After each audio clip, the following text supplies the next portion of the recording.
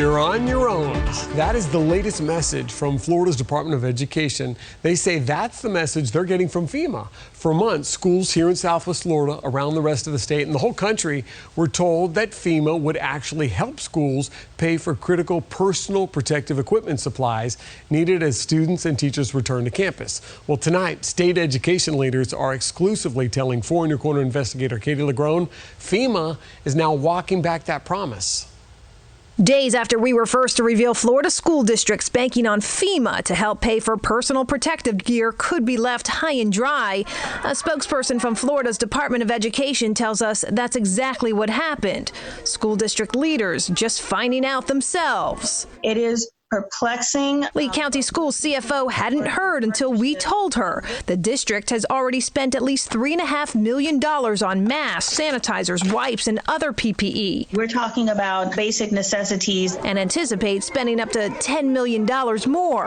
While the district may have to dip into federal CARES Act money received to help offset some of these costs, it was counting on FEMA to help. These expenses are the result of an emergency, and these expenses are well beyond what would be considered normal and operating for any school district. Since the summer, the state told Florida school districts FEMA would offer reimbursements for PPE costs. To date, 184 school districts across the country have submitted requests to FEMA for PPE money. Only 3 have been approved. While the federal agency tells us they haven't denied any requests, earlier this week a FEMA spokesperson told us PPE, while critical to reopening schools safely, does not qualify for reimbursements. Normal operation of schools and other public facilities are not considered emergency protective measures.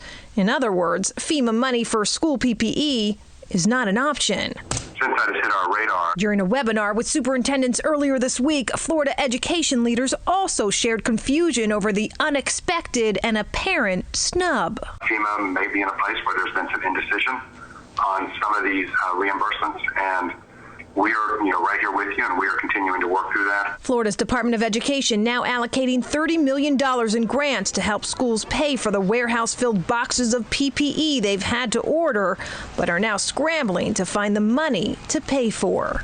It's quite an expensive endeavor, and as I said, all of these things are well outside of the normal operating procedures and normal operating expenses that our district would typically incur. Both Senators Marco Rubio and Rick Scott had nothing to say about FEMA's apparent snub to schools, but did tell us they are working with schools and looking to find options to support teachers and students. Katie LaGrone, Fox 4 in your corner.